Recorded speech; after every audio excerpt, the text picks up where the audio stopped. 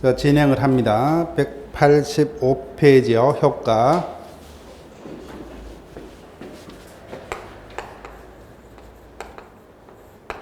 원칙, 비진입 표시는 표시된 대로 효과가 발생한다. 그죠? 유효합니다. 자, 그 다음 내용들은 볼 필요 없어요. 원칙, 유효. 그 다음 예외 무효입니다. 다만 상대방을 보호를 할 필요가 없는 경우죠. 즉 상대방이 이미 표의자 의사표시가 진이 아님을 알았거나 또는 뭐요? 알 수 있었을 경우, 따라서 몰랐더라도 뭐요? 알 수만 있었다면 그죠? 여기다가 초점을 두셔야 되죠. 알 수 있었을 경우에는 무효가 됩니다. 그럼 반대로 뭐요? 알 수도 없었던 경우에 한해서만 유효다. 그죠? 예. 그 다음에 입증 책임이 적을게요. 그러면은 비진입 표시가 유효가 되려면 상대방이 악의 근거나 가실이 있어야 됩니다. 그럼 상대방의 악의 가실은 누가 입증을 해야 되느냐? 입증을 해야 되냐? 당연히 누굽니까? 무효를 주장을 하는 자. 그럼 누가 무효를 주장했어요? 표의자겠죠. 무효를 주장하는 자. 그래서 무효를 주장하는 자 밑줄 것이고 표의자 적으시면 돼요. 표의자. 입증책이 뭐야? 일단은 무효를 주장하는 자 뭐야? 취소를 주장하는 자. 이런 자가 입증책임입니다. 얘만 우리가 하나 마지막에 또 정리해 드릴게요. 일단 어떤 경우에만 무효가 됩니까? 상대방이 알았거나 알 수 있다. 그죠? 그럼 당연히 무효를 주장한 자가 상대방의 악의 가실을 입증을 해야 된다.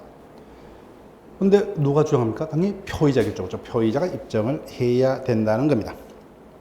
자, 그 다음에 밑에 판례들요. 1번 사립대 조교수가 무리를 일으키고 사퇴 수습 차원에서 내심으로 뭐요? 사직의 의사도 없이 그죠? 사직서를 던졌습니다. 근데 학교 당국에서요, 그와 같은 사실을 알 수가 없었죠. 그럼 표시된 대로 사직이라는 겁니다. 그 다음 2번 근로자들이 실제로는 사용자의 지시에 따라 진이 아닌 의사표시라고, 즉 사직의 의사도 없이 사직서를 던진다는 거죠. 그때 사용자도 당연히 이와 같은 사실을 알았기 때문에 무효죠. 사직은 무효가 됩니다. 3번 판례 똑같아요. 여러분들 읽어보시고 4번 판례 정도는 안 하셔도 됩니다. 자, 넘길게요. 제3자에 대한 내용. 자세한 것은 허위 표시 설명드립니다. 이와 같은 비진입 표시가 당사자 간에 뭐요? 무효가 되더라도 거래 안전에서 그 무효는 선의의 제3자에게 대하지 못한다. 둘째 줄, 당연히 제3자는 가벌간의 부동산 정려가 비진입 표심을 당연히 알 수 없죠. 그래서 제3자는 선의자로 추정되므로, 따라서 제3자의 악의는 누가 입증했느냐? 당연히 누가요? 무효 주장자가 체크하시면 되죠. 둘째 줄 마지막에 무효 주장자가 입증을 해야 된다. 무효 주장자가 누굽니까? 표의자죠. 그 다음 허위 표시 다시 체크할게요. 보호되는 비정상적인 의사표시 보호되는 제3자 모두는 선의이기만 하면 좋겠다. 그죠? 따라서 무과실까지는 필요 없어요. 이런 문제도 시험 문제입니다. 자, 적용 범위 밑줄 보시고 앞으로 이 파트가 사기 강박지 공통입니다. 자, 우리가 민법 총칙 첫째 주에 배웠던 것을 되돌려 볼게요. 우리 민법 총칙은 원칙 어디까지만요? 제3법까지만 적용되죠. 따라서 1번 재산상의 법률행위 체크할게요. 따라서 이와 같은 비정상적인 의사표시에 관한 민법 규정은 제3법상의 법률행위에만 적용됩니다. 제3법상의 법률행위. 제3법상의 법률행위라면은 뭐 계약이 됐든 뭐요? 단독 회의가 됐든 불문합니다. 다만부터 체크할게요. 다만 상대방 없는 단독 행위, 거기까지 밑줄 보시고 비진입 표시는 원칙이요. 다만 상대방이 알았거나 알 수 있었던 경우는 무효다. 그죠? 근데 상대방이 없는 행위는 상대방이 없기 때문에 알았거나 알 수 있을 경우가 존재할 수 없죠. 무효가 될 수 없어요. 뭐밖에 안 남습니까? 유효밖에 안 남죠. 다 상대방이 없는 단독 행위. 제3법상 행위 딱 하나 있죠. 그죠? 뭡니까? 재단법인 설립행위죠. 재단법인 설립행위는 비진입 표시일지라도 뭐요? 언제나 유효라는 겁니다. 자, 그 다음 가족법 상행위 제목만 미적을게요. 혼인등 가족법 상행위는 가족법에서 별도의 규정을 따로 둡니다. 사기당해서 결혼했다 그죠? 그럼 어떻게 할 것이냐? 가족법에서 별도의 규정을 둡니다. 따라서 비정상적인 의사표시가는 107조 이하 규정 적용이 없어요. 그 다음 공법 상행위 미적을게요. 그럼 딱 동그라미 해볼게요. 이거는 지문화 될 수 있어요. 공법 상행위. 우리 민법은 공법이 아닌 사법에 해당한다 그죠?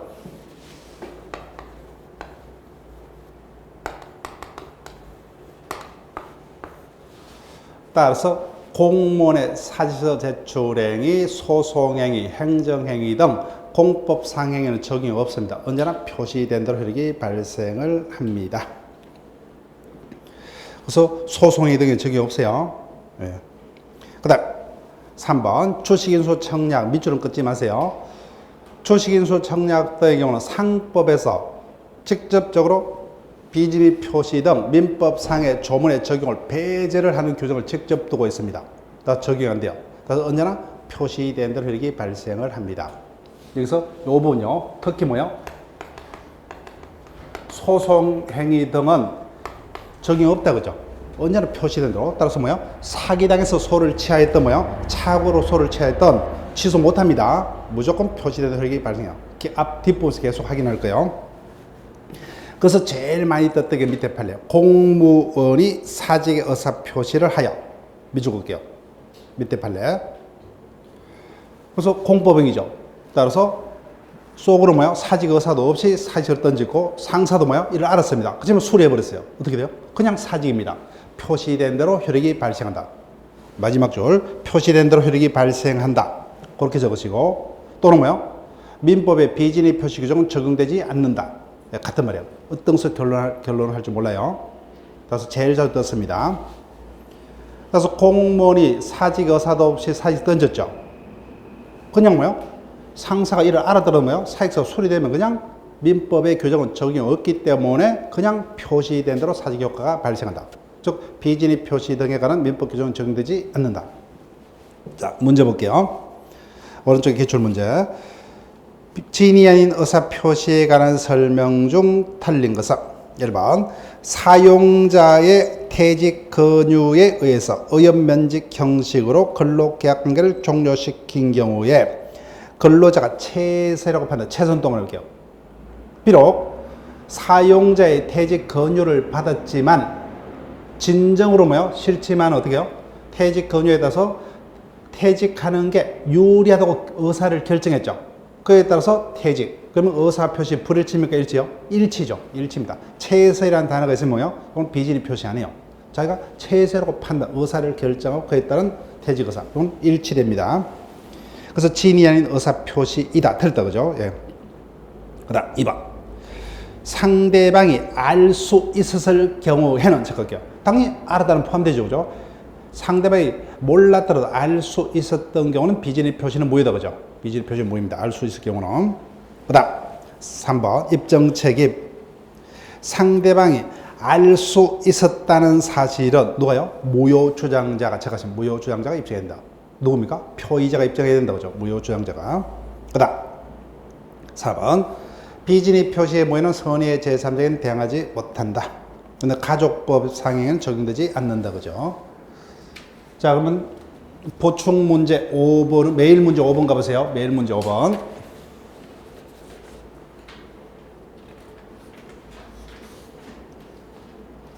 매일 문제 5번 찾으셨죠? 예.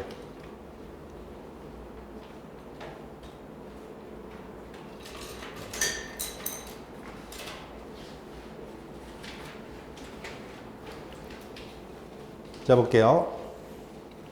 진이 아닌 의사표시에 관한 설명으로 틀린 것은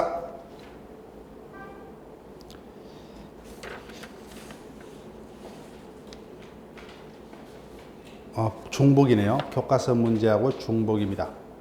중복 맞죠? 예, 교과서 문제하고 중복이니까 안 보셔도 돼요. 그죠? 예. 어떻게 교과서 문제하고 중복이 되어버렸습니다. 네, 죄송합니다. 자, 그러면 통정 허위 표시로 옵니다.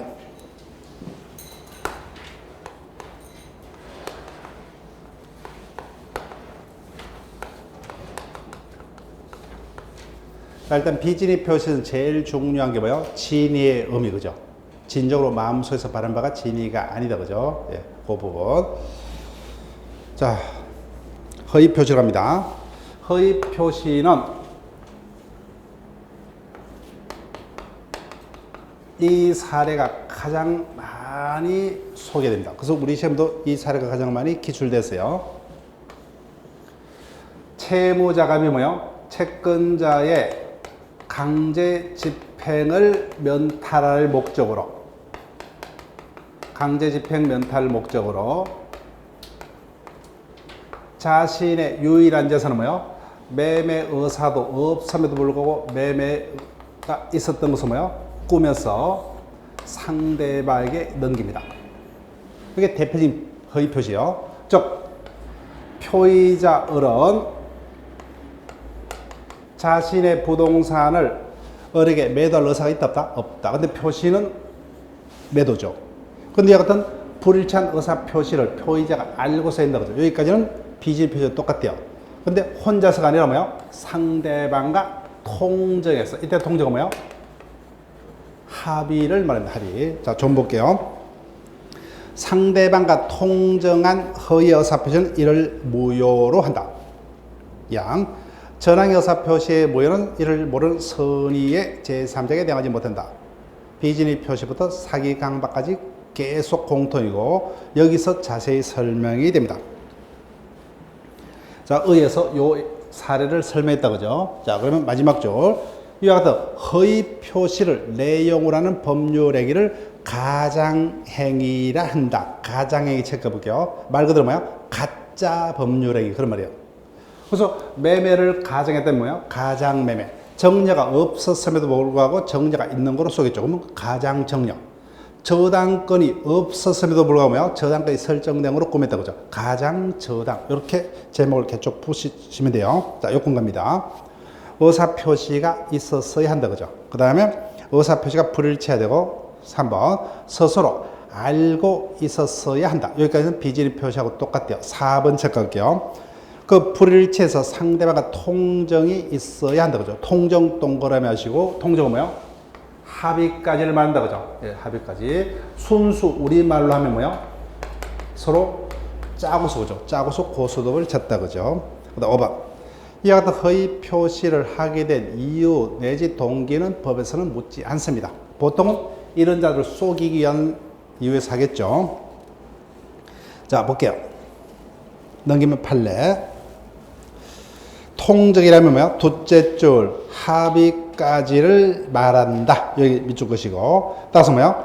상대방이 단순히 의사표시의 불일치를 뭐야? 앙금만으로는 통정이 될 수 없죠. 그때는 불일치한 의사표시는 표의자 혼자서 한 거다, 그죠? 그때는 상대방이 알았기 때문에 비진의 표시지만 무효일 뿐이라는 겁니다. 자, 1번 판례 정도는 기억할게요. 채권자가 임대차 보호법상의 대항력을 취득하는 방법으로 기존 채권을 우선 변제받을 목적으로 주택 임대차객에게 합의 형식을 빌려 기존 채권을 임대차 보전금으로 하기로 하고 주택 인도 후 주민등록을 마침으로써 임대차로서의 대항력을 취득한 것처럼 외관만 만들었을 뿐 실제로 뭐요? 주거용으로 사용할 의사가 없죠. 즉 내심의 의사와 표시가 불일치죠. 서로 짜고서, 그죠? 그래서 허위 표시로서 임대차 계약은 무효라는 겁니다. 자, 효과를 합니다. 자, 첫 번째 이제 지문에서 5개 지문 중에 순서상으로 속일 수 있는 거예요. 첫 번째, 당사자 사이. 당사자 사이에는 언제나 무효입니다. 즉 표의자가 또 매도 의사가 없고요. 상대방을 도 매수 의사가 없죠. 양자 일치됐다, 그죠? 매매 의사가 실제 없으면. 그래서 언제나 무효입니다. 언제나 무효. 교과서 보지 마시고 무효이기 때문에 이행 전에는 이행할 필요 없다. 근데 문제는 이행 후에는. 자, 교과서 보지 마시고 이행 후에는 무효임을 이유로 반환 청구할 수 있다 없다? 있답니다. 없다면 틀린다는 거예요. 있다. 반환 청구할 수 있다는 거예요. 유일하게 뭐요? 반환 청구할 수 없는 무효는 뭐요? 지난주에 봤던 103조 반사회 질서 행위밖에 없어요. 나머지 모든 무효는 뭐요? 그 무효를 모르고 이미 이행했다면 다 무효 이물료로 부당이득 반환 청구할 수 있다. 그래서 강제집행 면탈 목적의 재산은행 행위 자체가 103조 위반은 아니다, 그죠? 그 자체가 반사회 질서 행위는 아니므로 이 경우에는 반환 청구할 수 있답니다. 여기서 한 반 정도가 탈락이에요. 반환 청구 못 한다고. 반환 청구 못 하는 무효는 뭐예요? 103조 위반밖에 없어요. 103조 위반. 나머지 모든 무효는 이를 모르고 사후에 이행했다. 이를로 다 반환 청구할 수 있답니다. 자, 반환 청구권 행사 제목 미주고시고 당사자는 언제나 무효입니다. 다만 허위표 자체가 불법 어린급의 불법은 아니므로 746조 적용 없다. 따라서 이행 전에 이행할 필요 없고 이행 후에는 거의 제 것이고 둘째 줄 마지막에 마지막 줄은요. 반환 청구 가능하다 이렇게 미주고 계시면 돼요. 그래서 결론 뭐요? 결론만 우리가 확인하면 되죠. 그래서 이행 후에는 반환 청구할 수 있다. 근거는 부당 이득이 됐던 뭐요? 소유권에 됐던 반환 청구할 수 있다. 무효가 됐기 때문에 여전히 누가 소유자입니까? 이자가 소유자죠. 소유권에 의해서 반환 청구할 수도 있고 부당 이득을 반환 청구할 수도 있다. 결론 반환 청구할 수 있답니다. 자, 그다음 채권자 취소권 행사 제목 미줄 것이고 우리 민법 총칙에서는 채권자 취소권이라는 단어는 두 번 등장합니다. 이미 뭐요? 우리 이중매매의 경우 제1매수인은 매도인과 제2매수인 사이의 이중매매 계약을 채권자 취소권을 행사할 수 없대죠. 채권자 취소권의 채권자는 모든 채권자가 아니라 금전 채권자에 한해서만 채권자 취소권이 가능합니다. 그 민법 총칙에서는 일단 결론만 기억할게요. 그래서 채권법에서 다시 설명을 드리는데, 자, 일단은 갑을간의 가장매매 무효입니다. 등기는 을 앞으로 되지만 여전히 갑이 소유자예요. 그렇지만 이 상태에서는 A는 강제 집행 못하죠. 등기를 다시 갑 앞으로 되돌려야 됩니다. 그 수단이 뭐예요? 채권자 취소권이다, 그죠? 그래서 허위 표시로서 무효일지라도 뭐예요? 채권자 취소권 요건 구비되면 채권자 취소권 행사할 수 있다. 거기다 체크할게요. 채권자 취소권의 대상이 된다. 둘째 줄 밑줄 그시고. 자, 그러면 두 개 중에 하나만 외울 겁니다. 민법 총칙에서는. 한꺼번에 둘 다 외우면은 우리가 순서가 뒤바뀌죠. 자, 그러면 적을게요. 여기서는 가능하죠, 그죠? 그럼 옆에다가 이중매매의 경우 제1매수인은 이중매매 계약을 뭐요? 채권자 취소권 행사 못한다, 그죠?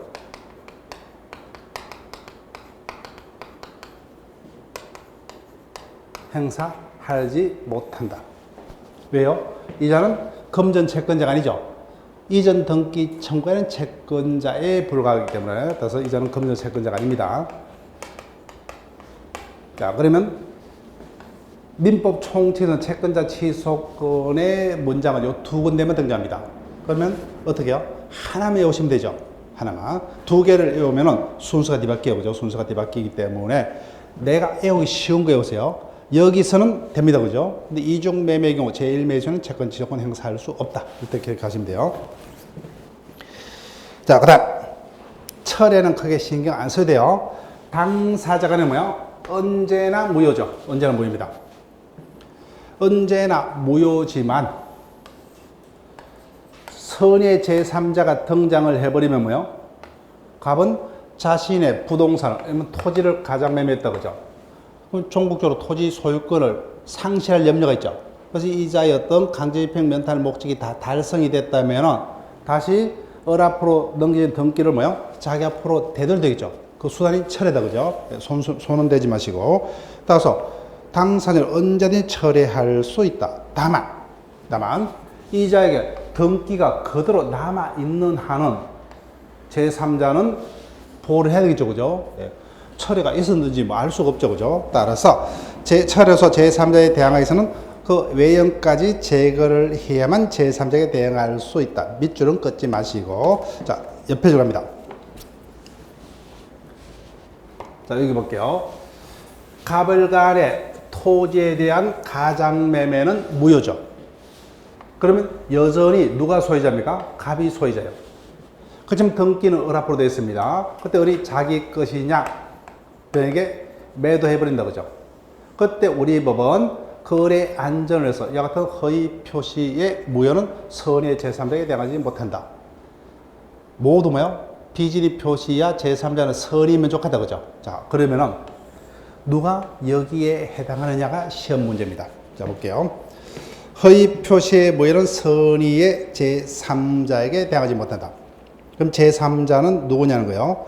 당연히 제3자는 당사자인 갑을은 제외를 해야 되겠죠. 그 다음에 또 누구는 빼야 돼요? 당사 사망하면 그 자를 포괄 성계하는 뭐야? 상속인 등은 제외를 해야 된다죠. 그래서 누구만요? 이자죠, 그죠? 이자. 즉, 허위 표시가 있고 뭐야? 무효임에도 불구하고 뭐야? 이자가 허위 표시로 형성된 이자 앞으로 경료된 등기를 유효하다고 믿고 이를 토대로 자신의 이해관계를 구축한 자. 순서가 뭐예요? 갑을 간의 허위 표시가 먼저 있고 이를 토대로 뒤에 등장한 자.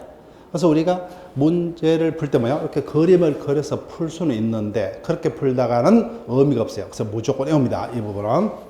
자, 볼게요. 그래서 제2항의 제3자는 당사자 및 포괄 성견을 제한 자로서 허위 표시로 형성된 외형상의 법률 행위를 토대로 자신의 새로운 어떤 경제상의 법률 관계를 체결한 자를 말합니다. 따라서 뭐야? 허위 표시도 있기 전에 제3자는 뭐야? 허위 표시로 통해서 보호되는 제3자가 아니에요. 다른 어떤 제도는 보호되는 제도는 있습니다. 우리는 여기서는 허위 표시로 통해서 보호되는 제3자만 검토를 합니다. 자, 그러면 왼쪽은 외울 필요 없어요. 무수히 많아요. 자, 오른쪽에 뭐야? 8명 빼고는 다 보호되는 제3자 이렇게 보시면 되는데, 자, 그럼 제3자에 해당하는 자 첫 번째 1번 보세요. 누굽니까? 이자죠. 여기 보세요. 갑을 간에 가장매매가 있었죠. 무효죠, 그죠? 그때 가장매수이다, 그죠? 가장매수인을 소유자로 믿고 전득한 자. 이자는 뭐예요? 소유자를 믿고 그 부동산의 저당권을 설정한 자, 감유한 자. 계속 하면 되죠. 이자는 다 보호돼요. 그런데 아닌 자. 옆 페이지. 가장매매에 기한 손해배상 청구의 양수인. 손해배상 청구의 양수인. 거기다 믿을 것이고.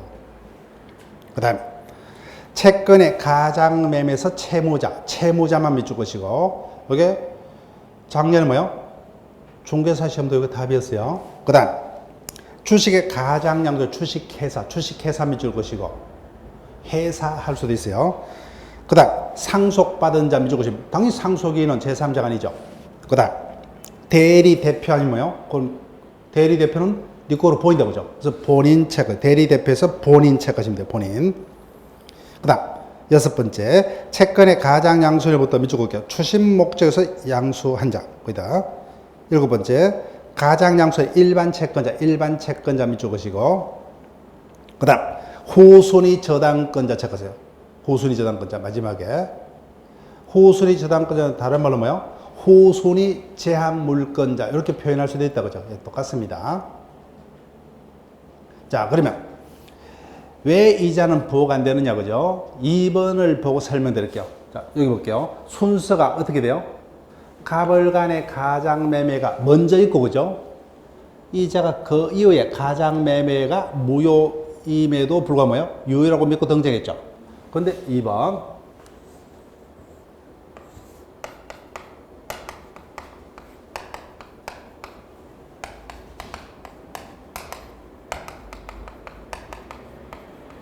A가 갑으로부터 15년대 1,000만을 배웠습니다. 갑에 대해서 채무를 부담하고 있다 그죠? 근데 갑이 A에서 가진 채권을 을에게 양도합니다. 가장양도.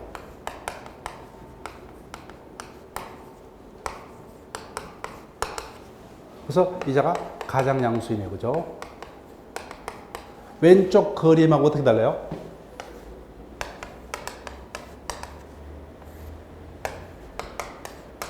어떻게 다릅니까? 보호되는 제3자는 갑을 간의 허위 표시가 먼저 있고 뭐요? 결론은 무효인데 무효임을 모르고 유효하다고 믿고 이자로부터 매수한 자 그죠? 이런 자가 제3자입니다. 근데 이 경우는 가불간에 허위 표시는 20년도에 있었습니다. 근데 이자는 어떻게 해요? 그와 상관없이 이미 존재하고 있는 자죠. 그러니까 허위 표시를 믿고 이해관계 구축한 자가 아니기 때문에 허위 표시에서 보호되는 제3자는 아니란 겁니다. 따라서 그 전에 있는 자는 뭐예요? 아닙니다. 이렇게 그림을 그리면 할 수 있죠. 그죠? 지문 있으면 허위 표시가 먼저 있고 뒤에 등장한 자만이 보호되죠. 그죠? 근데 이렇게 풀려면 너무 시간이 걸려요. 그래서 어떻게 하느냐? 우리가 일단 밑줄 끌었어요. 그래서 두 문제 땁니다.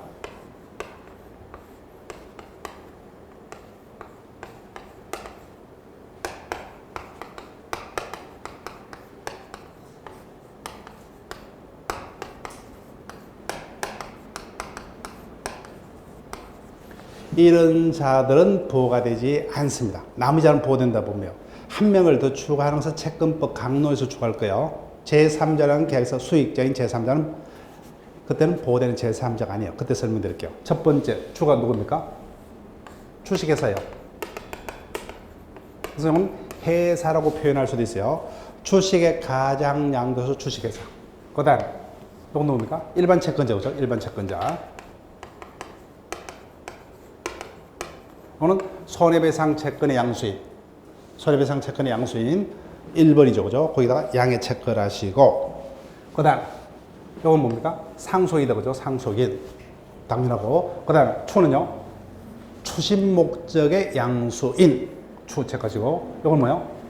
대리에서 본이죠. 그죠? 대리인과 본인은 니꼴 관계죠. 그죠? 그 다음, 후는 후순위 저당권자. 그 다음에 채무자. 그죠? 이런 자들은 보호되는 제3자에 속하지 않는다. 이렇게 풀면 돼요. 자, 그러면 이와 같은 형태의 문제가 자주 출제됩니다. 다음 중 허위 표시에서 보호되는 제3자에 속하지 아니한 자, 그죠? 그러면 뭐만 보면 돼요? 앞부분은 필요 없어요. 마지막 서술어가 뭐예요? 주식회사, 일반 채권자, 손해배상 채권 양수인 이런 자를 찾으면 돼요.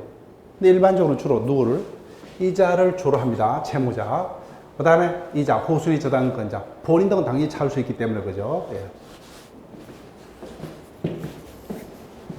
자, 본문 갑니다. 3번. 보호되는 제3자는 선의여야 되죠. 제3자의 선의 동을 하시고, 기억, 비진입 표시 모두 똑같습니다. 선의이면 족하고, 기억, 밑줄 보세요. 무과실은 필요 없다, 그죠? 무과실은 요구하지 않는다. 따라서 뭐요? 물어볼게요.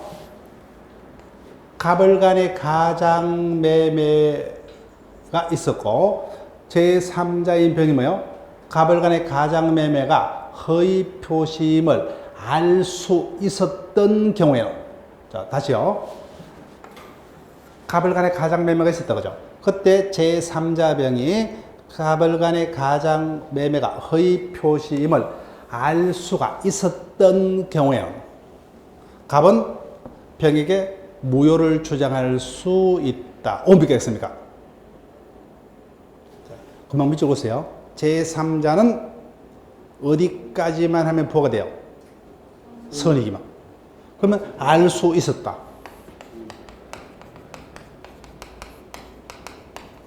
알 수 있었을 경우는 갑은 병에 대해서 허위 표시 무효 주장할 수 있다 없다? 없다죠. 이자는 지금 선이잖아요. 가실점 선이다 그죠? 그 제3자는 무가실까지는 필요 있다 없다? 없다. 따라서 뭐야? 선이이기만 하면 뭐야? 가실이 있더라도 보호된다. 이 부분요. 기억하셔야 돼요. 따라서 비진입 표시야 뭐야? 제3자는 선이이면 족하고 무가실 필요 없다 그죠? 따라서 밑에다가 무가실 밑에다가 뭐야? 알 수 있었더라도 뭐야? 보호된다 그죠? 알 수 있었더라도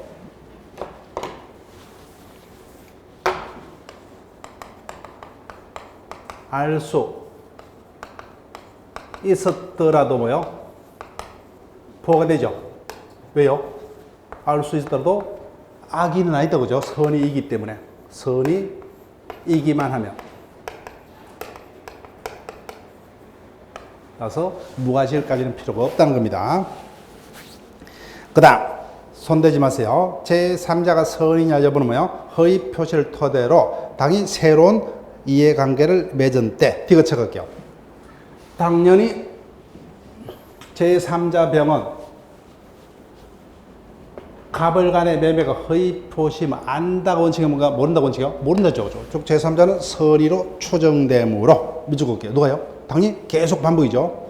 무효 주장자가 무효 주장자가 제3자 악의를 입증해야 된다. 근데 누가 무효를 주장하겠어요? 당연히 표의자가 무효를 주장하겠죠. 그죠? 그다음 리얼 이자가 선의자라면 전덕자는 따질 필요 없다. 그죠? 이자가 유효하게 권리자이기 때문에 선계지덕. 따라서 제3자가 선의자라면 제3자는 뭐예요? 전덕자는 무조건 보호가 됩니다. 자, 그 다음 넘깁니다. 대항하지 못한다. 대항하지 못한다. 어떤 의미요? 주장하지 못한다. 또는 뭐예요? 다투지 못한다. 그런 의미다. 그죠?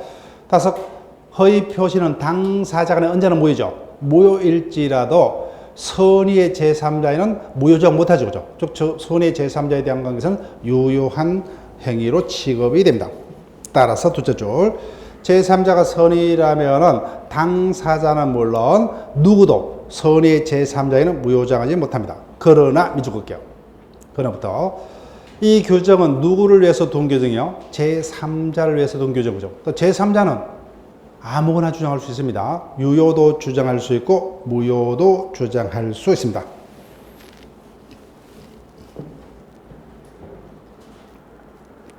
자, 그 다음에 적용 범위 손댈 필요 없죠. 제3법에만 적용이 됩니다. 다만 첫째 줄 마지막에 허위 표시는 개념상 표의자하고 상대방이 통정해서 주고죠.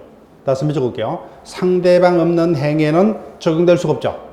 따라서 단독행위라도 상대방 있는 단독행위는 적용된다. 그죠? 자, 밑에 적을게요. 화살표 하셔가지고 상대방 있는 단독행위는 적용되죠. 상대방 있는 단독행위는 적용이 됩니다. 그렇지만 상대방, 통정할 상대방이 없는 단독행위는 적용될 수가 없다. 그죠? 그 다음 눈으로만 확인할게요. 손대지 마시고. 가족법에는 당연히 적용 없고 공법상에 적용 없어요. 그 다음 언익행위로 갑니다.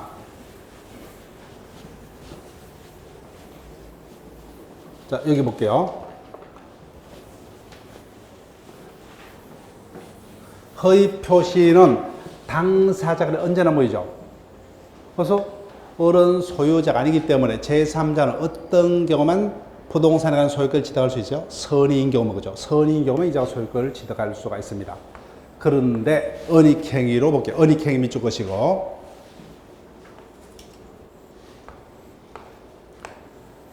아버지가 뭐예요? 자식에게 재산을 정려를 하고자 합니다.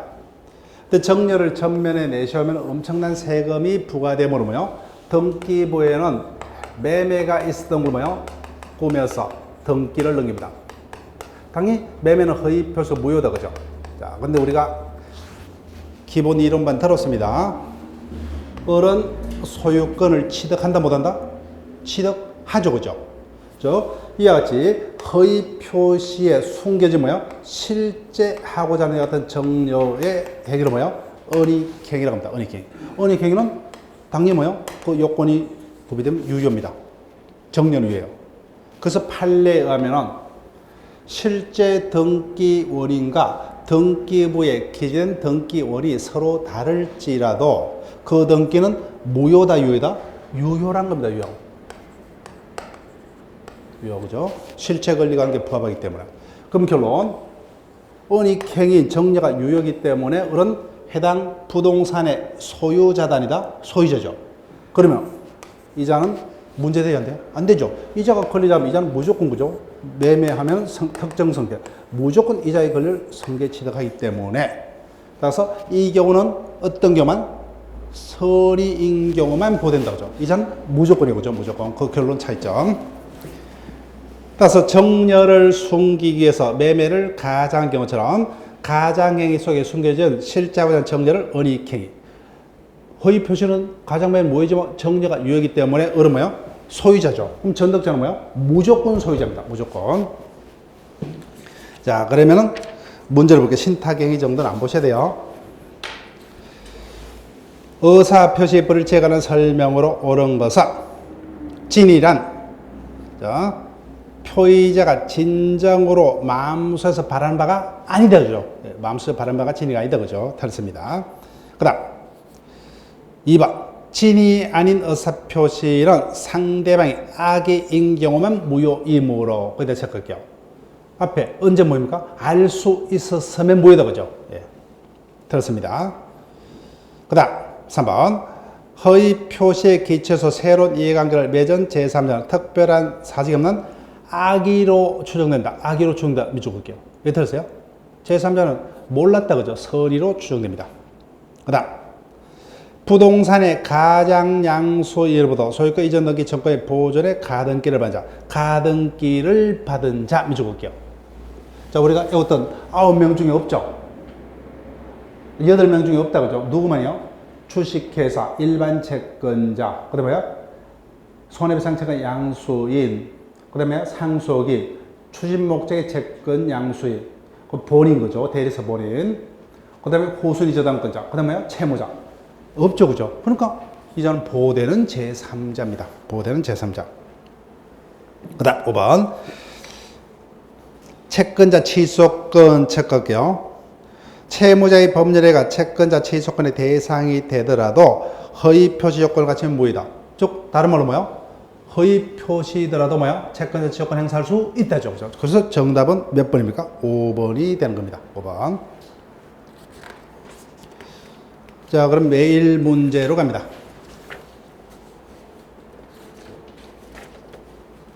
매일 문제 1번요.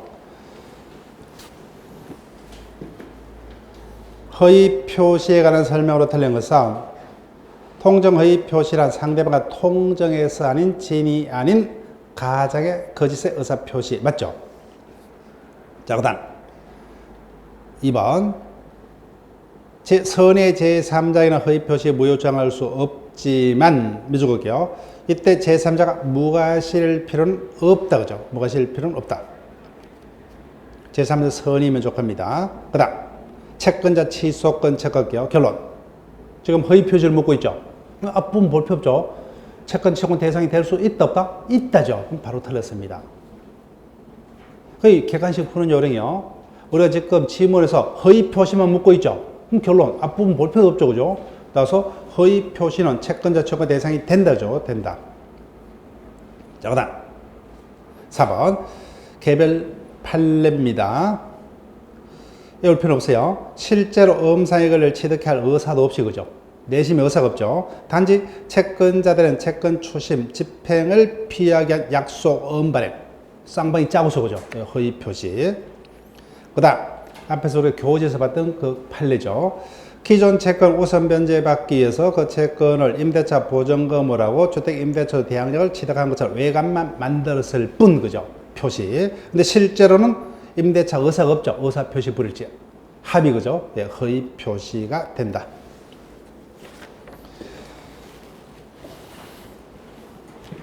자, 그럼 다시 한번요. 허위 표시에서는 가장 중요한 게 허위 표시의 경우 당사자 언제나 뭐죠? 이행 후에는 반환 청구할 수 있다 그죠? 반환 청구할 수 없다는 term입니다. 또 하나 그죠? 허위 표시도 채권자 취소권의 대상이 된다. 그죠? 채권 취소 된다. 그 다음에 제일 중요한 게 제3자의 범위를 외우시는 거예요. 자, 착오로 합니다. 착오. 착오가 가장 출제될 수 있는 지문이 많습니다.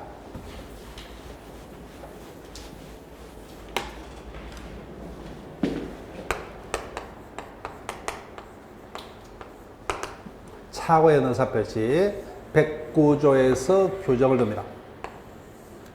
자, 예를 들게 되면은 매도인 갑이 그죠? 자신의 토지를 을에게 3억에 매도키로 의사를 내심으로 결정을 했습니다. 그때 을에게 뭐요? 청약을 하고자 청약서를 작성해서 을에게 청약했다 그죠? 근데 실수로 공을 하나 빼뜨려 버렸어요. 내심의 의사는 3억입니다. 근데 표시는 뭐야? 3천에 매도하겠다. 의사 표시가 불일치. 여기까지는 지금까지 봤던 비진이 표시, 허위 표시하고 모두 똑같습니다. 근데 다른 점은 뭐예요? 갑은 이와 같은 사실을 모르고 있습니다. 이를 착오에 의한 의사표시라 합니다. 자, 좀 볼게요. 1항. 의사표시는 법률행위 내용에 중요 부분에 착오가 있을 때는 취소할 수 있다. 그 중요 부분에 착오 밑줄 것이고, 다 착오가 있다라도 뭐요? 그 착오가 중요 부분에 착오인 경우에 한해서는 취소할 수 있습니다. 그러나 그 착오가 표의자의 중대한 가실로 인한 데는 취소하지 못한다. 중대한 가실 체크할게요. 이제 이 항은 볼 필요 없죠. 선의의 제3자 보호는 허위표시 받던 거하고 다 똑같아요. 그래서 어디에서 출제되든 뭐요? 허위표시 받던 그 제3자만이 보게 됩니다. 자, 착오의 유형은 일단은 답이 될 수 있는 거 두 가지밖에 없어요. 쌍거로 3번에 동그라미 2번 전달기간에 착오 체크하시고, 그 다음에 옆에지 쌍가로 4번에 동기의 착오, 요 두 가지만 답이 될 수 있어요. 나머지는 뭐요? 답하고는 상관없습니다. 답하고는. 그 지문에서 착오의 어떤 유형에서 답이 될 수 있는 것은 요 두 가지밖에 없어요. 나머지는 지문에서 뭐요? 소개될 가능성도 없지만 소개되더라도 그냥 문장에서 그냥 처리되는 그런 의미지 답으로는 안 해요. 자, 그럼 표시상의 착오, 요겁니다. 표의자 값을 얼마로 표시를 하기로 그랬어요? 3억. 근데 실수로 뭐요? 3,000으로 잘못 표시했죠. 이를 표시상의 착오를 합니다. 그 다음에 내용의 착오. 교과서를 쭉 보세요. 갑을 간에 $1,000 매매 계약을 했습니다. 근데 뭐요? 표의자가 엄연히 가치가 다름에도 불구하고 파운드하고 달러하고 가치가 같다고 착각해서 100파운드 계약이라고 계약서에 적는 것을 내용의 착오를 합니다. 그 다음에 기간의 착오요. 그림에서의 표시를 누가 잘못했어요? 표의자 스스로 표시를 잘못했죠. 그런데 갑이 스스로 청약서를 작성치 않고 우체국에 가서 뭐요? 전신기사에게 정보타전을 의뢰했는데 전신기사가 고난을 빼뜨렸다 그죠? 이를 표시기간의 착오. 자기 스스로한 표시상의 착오 상관없죠. 그죠? 예, 구별할 필요가 없다 그죠? 그런데 동그라미 2번입니다. 자, 이것을 보기 전에 미리 조문을 하나 확인을 해 볼게요. 204페이지로 올게요. 204페이지.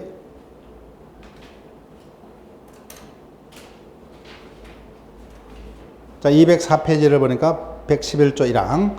상대방이 있는 의사표시는 상대방에게 도달한 때 효력이 생긴다. 도달한 때 체크할게요. 도달한 때 효력이 생긴다. 그럼 여기 옵니다. 갑이 청약서를 정상적으로 뭐요? 작성해서 우체국에 자기가 원하는 상대방에게 전달을 의뢰를 했습니다. 근데 우체국에서 뭐요? 갑의 청약서를 엉뚱한 병에다가 배달해 버렸어요. 자, 볼게요. 갑이 원하는 계약의 상대방은 누구죠? 을이죠. 그러면 갑의 청약은 언제 효력이 발생합니까? 금방 좀 봤다 그죠? 을에게 도달이 돼야만 효력이 발생합니다. 근데 지금 갑의 청약의 의사표시가 상대방 을에게 도달이 되었다 못했다? 도달을 못했죠. 그럼 뭐 아무 문제 없는 거예요. 엉뚱한 이자에게 배달되고 이자에게는 도달된 바가 없어요. 즉 상대방이 있는 의사표시를 언제부터 을에게 생긴다? 상대방에게 도달해야 돼요. 근데 갑의 청약의 의사표시가 을에게 도달된 바가 없습니다. 따라서 착오 문제는 있을 수 없어요. 아예 의사표시 자체가 효력이 없기 때문에. 따라서 밑줄 볼게요. 둘째 줄 마지막에 이 경우 부도달의 문제일 뿐 착오 문제는 생기기도 전이라는 거예요. 부도달의 문제일 뿐 착오 취소 문제는 있을 수가 없다. 자, 그럼 동계 착오까지 설명하고 쉬었다 할게요. 우리가 103조에서 봤던 동계 불법 논리가 그대로 적용되는데 시험은 여기서 주로 출제됩니다. 자, 표의자를 을로 볼게요. 을이 갑의 토지를 뭐요? 3억에 매수를 하겠다, 청약하겠다, 그죠? 자, 왜? 갑의 토지가 지금 제한구역 내 위치를 합니다. 근데 을이 소문을 들었어요. 곧 해제가 된다, 그죠? 그러면은 엄청난 시세 차익을 누릴 수 있죠. 이를 누리기 위해서 뭐요? 값에 제한고 있는 토지를 매수를 했습니다. 근데 나중에 그 소문이 헛소문임이 밝혀졌다. 원칙 동기 불법하고 똑같아요. 상대방인 갑은 어떤 목적으로 토지를 매수한다는 것을 안다 모른다? 모르죠, 그죠? 동기의 착오는 상대방이 알 수 없기 때문에 착오 취소 못합니다. 왜요?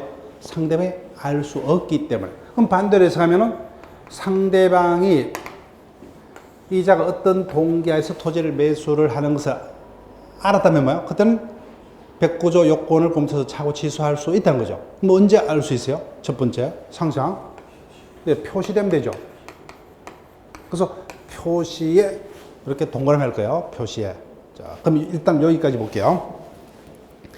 자, 팔레트도 원칙 제목 밑줄그시고 첫 줄 마지막에 동기 착오에서 취소하지 못한다. 거기 체크하시면 돼요. 왜? 상대방이 알 수 없기 때문에 착오 취소 못합니다. 왜? 상대방이 알 수 없기 때문이다. 그죠? 예. 다 밑줄 끄지 마시고 요 단어를 초점 지문에서 찾으면 돼요. 그래서 니은의 A번요. 손대지 마시고 동기 착오가 범죄의 내역의 중요본의 착오에 해당함을 이유로 표의자가 이를 취소하려면은 그 동기를 뭐요? 의사 표시 내용으로 삼을 것을 상대방에게 표시하고 거기다 밑줄거든요.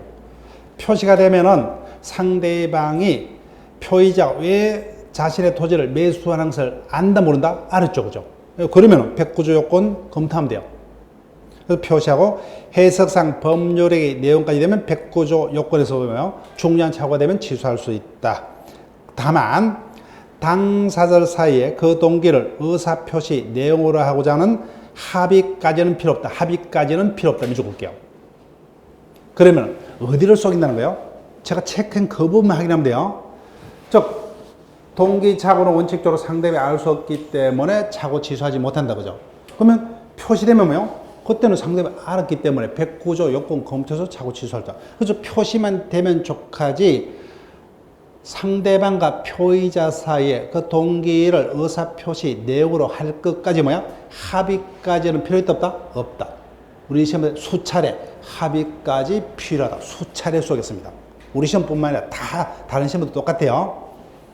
자, 그러면 두 번째 볼게요. 두 번째. 자, 요 부분이 더 쏘게 많습니다. 더 자주 떠요. 요 부분이. 왜 착오 취소 못해요? 상대방이 표의자의 동기를 알 수가 없기 때문에 그죠.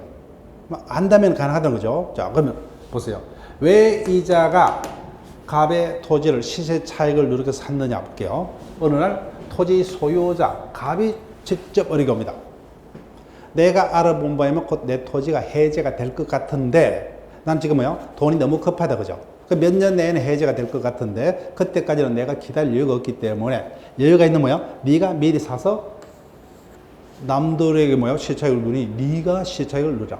그래서 샀어요. 이자가 시세 차익을 누리겠다는 것이 표의자가 상대방이 표시했다 안 했다? 안 했죠. 표시될 필요 있어요? 왜요?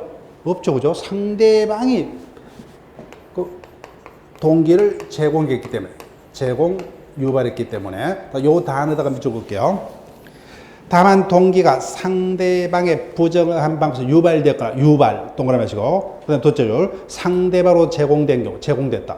그럼 상대방이 표의자에게 동기를 제공했기 때문에 밑줄 볼게요. 표시불문하고 표시될 필요도 없죠. 이미 상대방 자기가 동기를 제공했기 때문에 표의자가 어떤 동기에서 토지를 매수한다는 것을 당연히 안다 모른다? 당연히 안다는 거죠. 그래서 차이점이 뭐예요? 첫 번째는 표의자 스스로 동기를 표시해야 된다 그죠. 그렇지만 상대방이 동기를 유발내지 제공한 경우는 이미 상대방이 표의의 동기를 알기 때문에 표시될 필요도 있다 없다? 표시될 필요도 없이 취소할 수 있다. 그 차이점 키포인트를 계속 반복할게요. 자, 그러면은 개별 판례는 쉬었다가 설명을 드릴게요. 개별 판례는